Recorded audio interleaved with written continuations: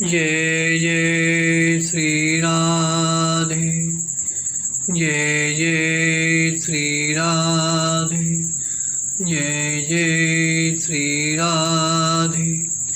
भक्ति भक्ति भगवंत गुरु चतुर्नाम बपुए, इनके पदबंधन किए नाशे विघ्न।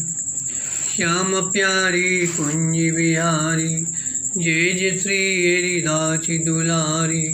श्याम प्यारी कुंज बिहारी, जय जय श्री हरिदास दुलारी। श्याम प्यारी कुंज बिहारी, जय जय श्री हरिदास दुलारी। आज के सत्संग में श्री शिल्पिल्ले भक्ता ओहे भाइयों का चरित्र वर्णन करेंगे। शिल्पिल्ले भक्ता ओहे भाई सोई कथा सुनो। एक नृपसुता एक सुता जमींदार की, आए गुरु घर देख सेवा डिंग बैठी जाए। कही ललचाए पूजा कीजे सुकुमार की। दियो सिला टोक लेके नाम कह दियो, वही कीजिए लगाए मन मत भो पार की। करते करते अनुराग बढ़ गए हो भारी, बड़ी विचित्र रीत यही सोच सार की। ठाकुर शिल्पिल्ले जी की भक्ता दोनों भाइयों की कथा सुनिए। इनमें एक तो राजा की कन्या थी और दूसरी एक जमींदार की। एक दिन इनके घर में श्री गुरुजी महाराज पधारे। जब वे शालिग्राम भगवान की सेवा करने लगे, तब उसे देखकर ये दोनों उनके समीप जाकर बैठ गईं। सेवा दर्शन और प्रसाद ग्रहण कर इनके मन में भी सेवा करने की उत्कंठा हुई। इन्होंने ललचा कर कहा, हम भी सुकुमार श्याम सुंदर की पूजा किया करेंगे, हमें आप ठाकुर जी की मूर्ति दे दीजिए। श्री गुरुजी ने इन्हें बच्चा परंतु सच्चा प्रेमी जानकर दोनों को एक एक पत्थर का टुकड़ा दे दिया। जब इन्होंने ठाकुर जी का नाम पूछा तो कह दिया, इनका नाम शिल्पिल्ले है और तुम अपना मन लगाकर नित्य इनकी सेवा किया करना। तुम दोनों की बुद्धि में जो सेवा करने की बात आई, यह भवसागर से पार करने वाली है। गुरुदेव की आज्ञा अनुसार दोनों प्रेम से पूजा करने लगीं। सेवा करते करते उनके हृदय में बड़ा भारी अनुराग बढ़ गया। उस शिला टूक में भगवान अपनी झलक दिखाकर सेवा स्वीकार करने लगे। संपूर्ण शोभा के साथ भगवान की यह बड़ी विचित्र रीति है कि जो कोई शुद्ध सरल भाव से उनकी पूजा करता है, उसे वे सरलता से प्राप्त हो जाते हैं। भक्ता भाइयों में एक राजा की कन्या थी, दूसरी जमींदार की। अब जमींदार की जो लड़की थी उसकी कथा सुना रहे हैं। उसके दो भाई थे, दोनों में बैर था।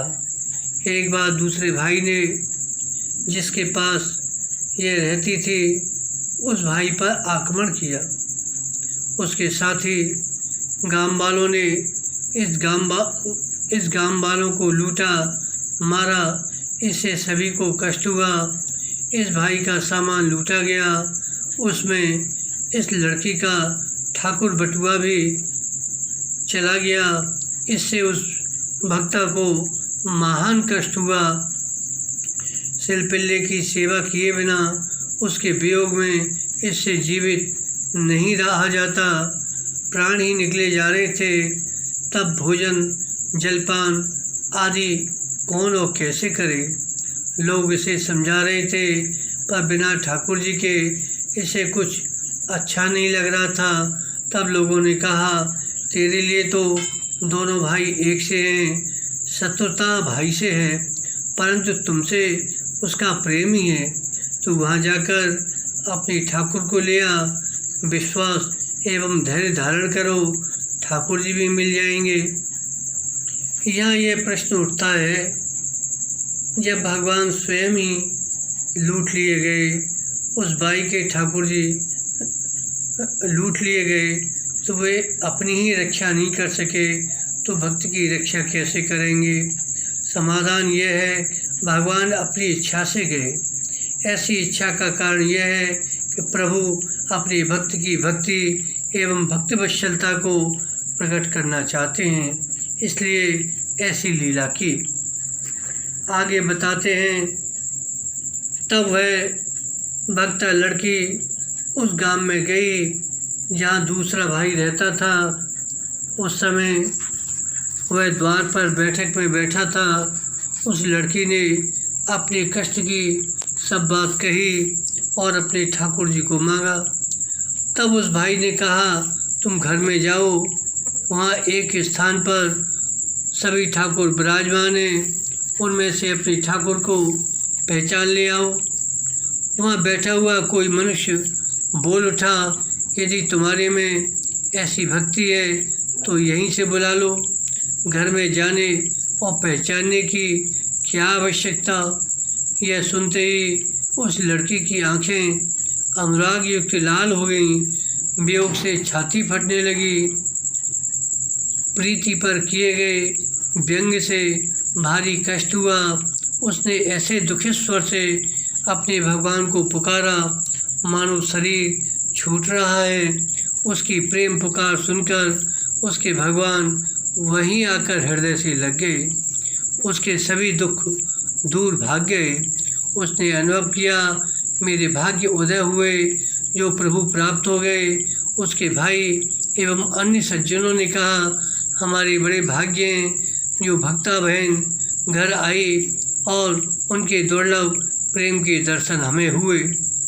उन सबों के मन में भक्ति जग गई। वे फूले नहीं समा रहे थे। इधर वे अपने ठाकुर समेत घर आए, उनकी सेवा करके फूली नहीं समा रही थी। इस प्रसंग से भक्ति की प्रीति और भगवान की भक्तिवत्सलता दोनों ही प्रकट हो गई। भक्ति का यह चमत्कार देखकर भाई ने उपदेश की प्रार्थना की, तो उसने बैर विरोध छोड़कर भागवत भजन का उपदेश दिया। अब उस राजपुत्री की कथा सुनिए। उसके अंग अंग में अर्थात मन, वाणी और कर्म में भक्ति भर गई थी। संसार के विषय सुखों को भोगने की इच्छा दूर हो गई थी। उनसे पूर्ण वैराग्य हो गया था। उसके चित्त की वृत्तियाँ भगवान शिल्पिल्य की सेवा में ही लगी रहती। दैव योग से उसका ब्याह जिससे हुआ, वह और उसके घर के सभी लोग भक्ति से विमुख थे। वही अभक्त पति उसे जब विदा कराने आया तो वह भक्ता बहुत व्याकुल हुई और चित्त में सोचने लगी कि इसकी विमुखता कैसे दूर हो। घर वालों ने उसे पति के साथ विदा कर दिया। वह अपने ही प्रेम रंग में रंगी हुई उसके साथ चली। वह अकेली ही थी, उसके साथ उसकी कोई सखी भी नहीं थी। अब विमुख संपर्क से बचने का एकमात्र सहारा भगवान ही थे, जिनसे वह प्रेम करती थी। रास्ते में उसका पति उसके पास आया और उस भक्ता से वार्तालाप करके उससे प्रेम करना चाहा, परंतु इसकी हालत ठीक नहीं थी। घबरा कर बोली, आप मेरे समीप मत आइए, मुझे अत्यंत कष्ट है। वर्णन आता है कि अग्नि की ज्वाला के पिंजरे में रहना श्रेष्ठ है, परंतु श्रीहरि के चिंतवन से विमुख जनों के साथ निवास करना ठीक नहीं है। विमुख लोगों का तो मुँह नहीं देखना चाहिए। उस राजपुत्री को यह चिंता हुई कि इन विमुखों के साथ धर्म का कैसे निर्वाह होगा। उस राजपुत्री के पति ने पूछा, तुम्हें कौन सा कष्ट है? उसे मुझे बताओ, जिसे दूर करने का उपाय शीघ्र ही किया जाए। तुमसे मिलने की मुझे बड़ी इच्छा है। मैं घबरा रहा हूँ, मुझसे कुछ वार्तालाप करो और मुझे सुख दो। उस भक्ता ने कहा, यदि आप मुझसे बातचीत करना चाहते हो तो पहले अपने हृदय में भगवत भक्ति की चाहना करो। बिना भक्ति किए मुझसे दूर रहो। मेरे शरीर का स्पर्श भी मत करो। यह सुनकर उसको बड़ा क्रोध आया और उसने अपने मन में सोचा, इसके पास जो पूजा पाठ की पिटारी है, इसमें जो कुछ है उसी में इसका मन लगा है, उसे लेकर इससे अलग कर देना चाहिए। मौका पाकर उसने ऐसा ही किया, पिटारी को चुराकर नदी में फेंक दिया। इससे उस राजकन्या के हृदय में दूसरा नया दुख उत्पन्न हो गया। अब उससे जीवित नहीं रहा जाता, क्रोधवश खींच रही थी। उस राजकन्या ने अन्न जल का त्याग कर दिया। तब उसके पति ने उसे अनेक प्रकार से प्रसन्न करना चाहा, परंतु जिसके सर्वस्व भगवान छीन लिए गए हों वह भला कैसे प्रसन्न हो। इसके बाद जब वे सब घर पर आए तब उसके पति ने मार्ग में घटी घटना का विवरण सुनाया कि वो तुम्हारे ठाकुर जी थे, पिटारी थी, वो मैंने नदी में फेंक दी। अब तो राजकन्या का शरीर दिन पर दिन क्षीण होते देखकर घर के लोगों ने कहा, तुमने ऐसा हठ क्यों ठाना है। उसकी सास ने उसे बहुत समझाया, यह कि तुम दूसरा सुंदर से सुंदर रत्न मणि में सेवा विग्रह पधराकर सेवा करो, अब कोई तुम्हें नहीं रोकेगा। और राजकुमारी की सास अपने हाथ से उसे भोजन कराने लगी, परंतु उसने कुछ भी नहीं खाया। खाने की क्या चले, उसे उन लोगों से बोलना भी अच्छा नहीं लग रहा था। भगवान के वियोग की व्यथा से उसका हृदय धड़क रहा था, उसे दिन रात चैन नहीं था। घर वालों ने कहा, हम सब तेरे पामों में पड़ते हैं, अब जो तू कहे उसे ही करेंगे। तब उस भक्ता ने कहा, वे ही मेरे शिल्पल्ले भगवान जब आवे तभी मैं जीवित रह सकती हूँ। तब वह भक्ता घर वालों के साथ उसी नदी पर आई जहाँ जल में पिटारी फेंकी गई थी।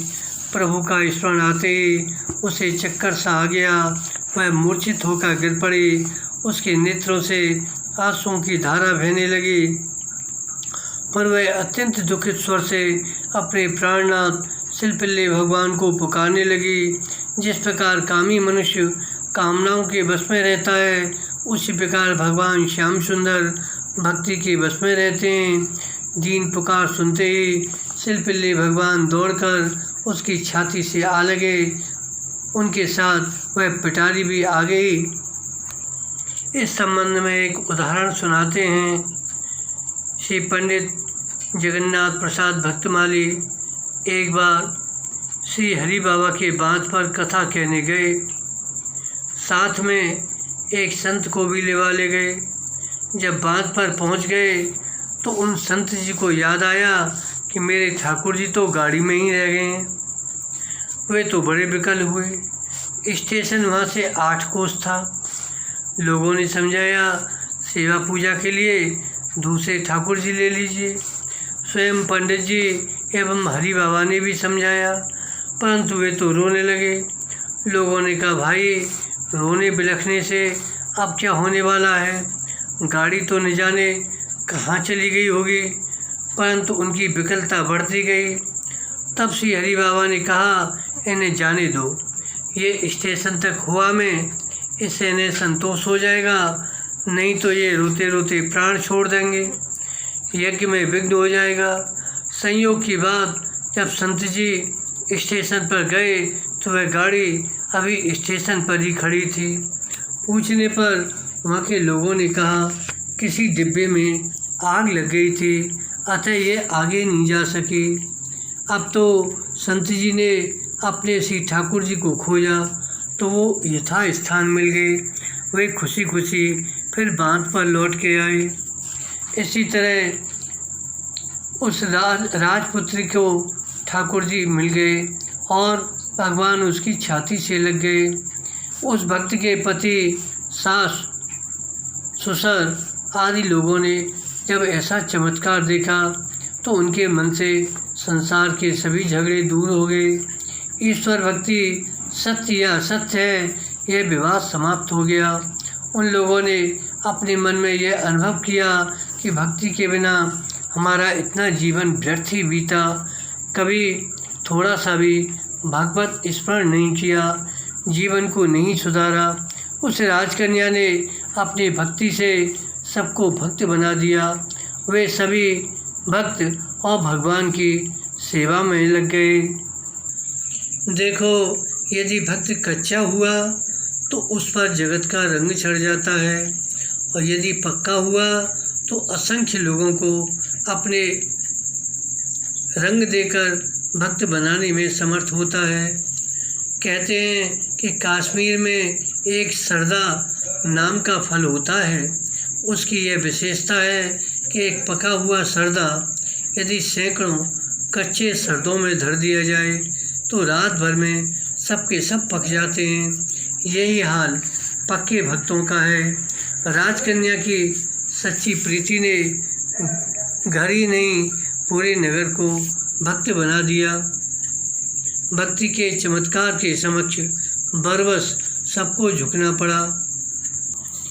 वे कहने लगे, हम सभी के भाग्य जग गए जो ऐसी बहू घर में आई। इस संबंध में एक उदाहरण और सुनाते हैं। एक बड़े धनी मानी सेठ थे, परंतु थे बड़े कंजूस। उनके यहाँ अतिथि अभ्यागत साधु ब्राह्मण दीन दुखियों को सिवा फटकार के फूटी कौड़ी भी नहीं मिलती थी। उनके पुत्र का विवाह हुआ, पुत्र वधू घर में आई। वह धर्मशील परिवार की थी। उसे ससुर का यह व्यवहार देखकर बड़ा दुख हुआ। उसने अपने मन में निश्चय किया कि इन्हें समझाना चाहिए।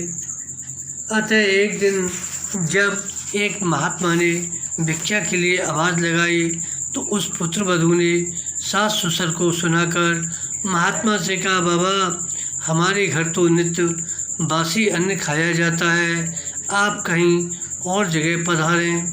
महात्मा तो चले गए। उनके लिए तो कोई बात नहीं थी, परंतु सेठानी अपनी पुत्रवधू से बहुत नाराज हुए कि उसने ऐसा क्यों कहा। घर में तो नित्य नए नए पकवान बनते रहते हैं। बात बढ़ने लगी तो बहू ने समझाया, मैंने इसलिए कहा, आप लोगों ने पूर्व जन्म में कुछ दान पुण्य किए हैं जिससे इस जन्म में धन संपत्ति मिली है, परंतु अब तो आप लोग कुछ धर्म कर्म करते नहीं हैं।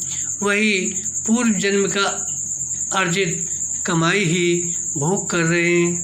नई कमाई का पकवान ताज़ा होता है। जब तक आप लोग कुछ नवीन दान पुण्य नहीं करते तब तक बासी खाना ही समझा जाएगा। पुत्र वधू की बात सेठ जी की समझ में आ गई। अतः उन्होंने तत्काल ही गरीबों के लिए अन्न सत्र खोल दिया। उनके यहाँ गल्ले का थोक व्यापार होता था।